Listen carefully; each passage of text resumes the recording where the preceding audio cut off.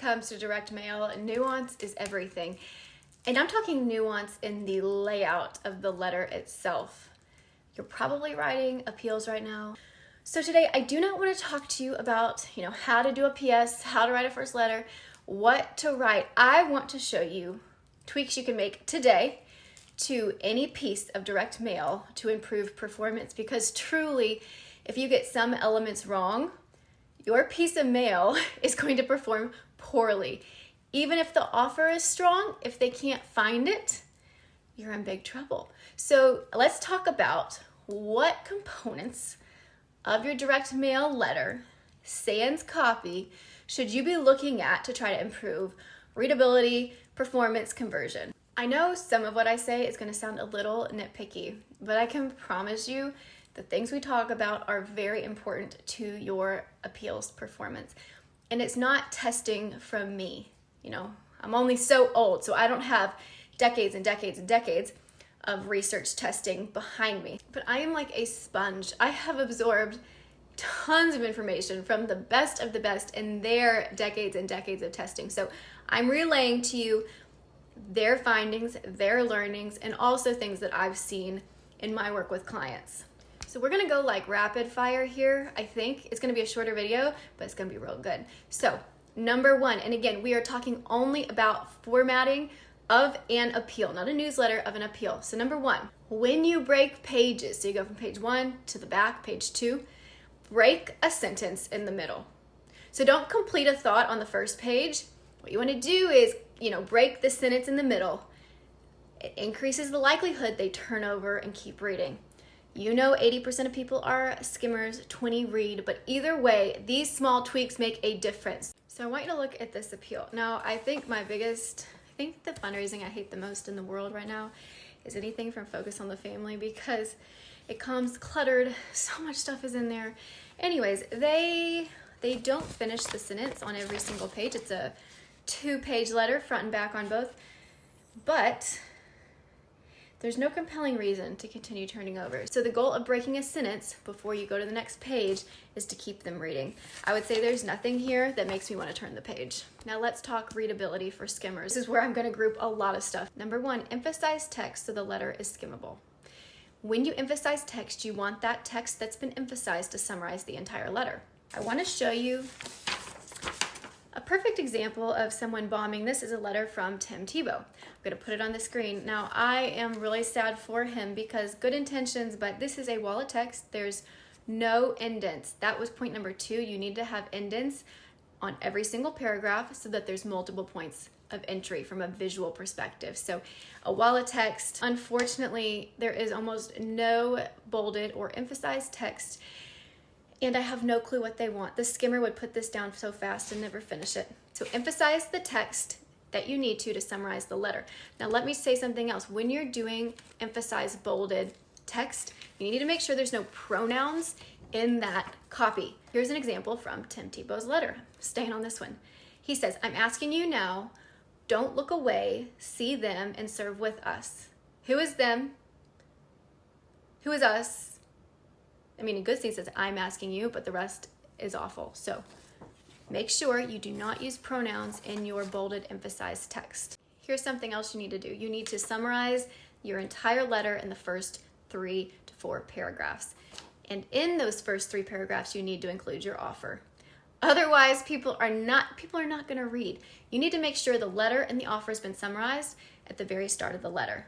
Something else you need to do to the text itself, make sure it's 13 point or larger. Look at this reply card. Do you really think that your donor, just the donors that give the most right now are in their 50s, 60s and up, do you really think they can see this reply card? Make it accessible for everyone. I want you to always have one signer. We know from testing, 2 people signing a letter will always reduce performance when compared to 1 person signing the letter. I'm going to show you a prime example from AIM in terms of what should you not be doing. I told you need to summarize the letter and make the offer in the first 1 to 3 paragraphs. Look at this letter from AIM. Where is the ask? She's reporting to me. I would have thought this is a newsletter. Come to find out, they would like a gift. So make sure You summarize the letter. It's gonna sound abrupt to you to do exactly that, but you are doing your donors a favor when you communicate the important information quickly. Now let's talk about how you talk about yourself. I need you to quit using the word us. It is a pronoun and it's very ambiguous. Who is us? Is it me and you? Is it the world? Is it your organization? If you're talking about your organization, talk in the singular, me and my team. Avoid using us. It makes it sound like you're a faceless organization talking at this person, not to them. Something else I need you to know in terms of the actual wording you use, don't talk in the plural. Don't say, hey, I need you to help families this Christmas season. I need you to help moms this spring season. I need you to say, hey donor, would you help one mom by doing blank? Talk in the singular. We know from testing, people are far more likely to give to one person than to give to all the people. And then what about photos? I know that your designer, your marketing team, they want photos in your appeals. Don't use a photo unless it shows the need. If you're raising supplies for school, you need to show an empty classroom and make sure that that empty classroom communicates exactly what you're asking for. So if you're going to use pictures, use a picture caption and tell the donor what their gift will do to solve the problem. The picture captions are about what the donor's gift will do. So pictures of need should go in appeals. Don't use a picture at all if it doesn't emphasize the need. Get rid of your smiling faces. I mean, that goes in newsletters, that goes in cultivation pieces, not in direct mail. One other thing about pictures, a picture without a caption is a wasted opportunity. You need to take advantage of the upper right-hand corner of the first page of your appeal. We know from eye tracking studies, eyes always go to that top right-hand corner. So that's where you need to put either the compelling offer, the deadline. Take advantage of that space. Please do not put your logo there. Let me show you this. This is a very tiny, this was a year-end mailer from the Humane Society of Central Michigan. They don't use the top right corner, but they do use the entire top. Now, it says, save the lives of animals this holiday season. We need to raise as much as possible in the next 30 days to help suffering animals. Your gift of 25 can save a life. Let's rework this. Don't say we, don't talk us, and don't talk in the plural. So how might we change this? It would say something like, I need your help to save a suffering animal today. Your gift of 25 will save their life. We're talking in the singular. We're talking about one animal who needs their help today. We're taking advantage of the top space of the letter. That's how you need to be doing it. Here's something else. I need you to not use conceptual phrases in your headlines, in that top right-hand corner, in the emphasized text. You want the skimmer to know exactly what their gift will do, what the problem is, and why they're needed. You can say your gift will do blank and give someone hope. You can do that in the body copy, but when we're talking about, emphasized text in the body copy, don't put it there. Be as concrete as possible. So I've got a whole stack of appeals right here. Let me read you one. Okay, dear Danielle, the millions of children and women and men who have survived the brutality of modern slavery continue to show us that even in the darkness there can be light. You have been that light for so many children. Your impact is unstoppable, blah, blah, blah, blah, blah. Thank you for your generous support. As we move through the final weeks of the year and prepare for 2024, we cannot slow down. Countless lives are at stake. We need you beside us. That's emphasized text. That's conceptual. We need you beside us. No, what they need me to do, which they go on to say, and they should have put it in the first paragraph, they need my gift today to rescue a child from a brutal, dangerous, trafficker. Just because you do all the things, just because you help children, men, women, doesn't mean your letters need to include all the things you do. That confuses the donor, creates friction. So again, quit being conceptual. On the outer envelopes, I'm not going to go there. I told you I wouldn't. At the top of the letter, don't say your gift will impact families today. What does impact mean? It's conceptual. You can't do that in the high value, high traffic in terms of I areas. Something that I knew about, but I finally had a word for it, and Stephen Screen gave it to me. I always knew there was a dead zone. There is an area where people will not read. Even your 20% who do read, it's unlikely they spend much time there. And that is the back of a letter towards the top, like right here.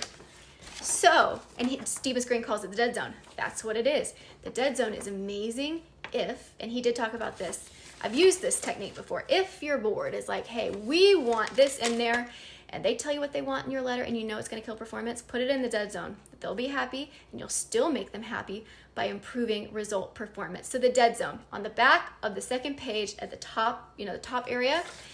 So, for you, don't put important stuff there. Don't put, an ask there. Don't put things that are highly compelling in that dead zone. Also, don't bury the lead.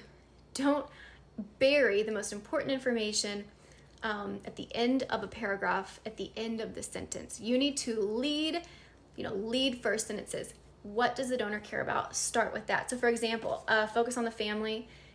Dear Daniel and Michelle Wallace, this Christmas season, you have time to double your dollars to save struggling marriages and families. That's good. They did say they started with the double, but then they say, but please don't wait to give families hope. Again, they're being conceptual. Last thing I want you to know is longer appeals do best. So that might look like one page front and back and then a third page. You don't have to go to the back. Longer appeals do better, and likely because they hold them longer, which means there's a longer amount of time for them to skim, see something that makes them want to give. I think that focus on the family, I think that's part of their strength because their letters are horrible, but always long, and I think that helps them. I think we're almost done. I'm sorry this isn't totally in order because there's too many thoughts in my head. The other thing is use high contrast text. So make sure it is black on a white background.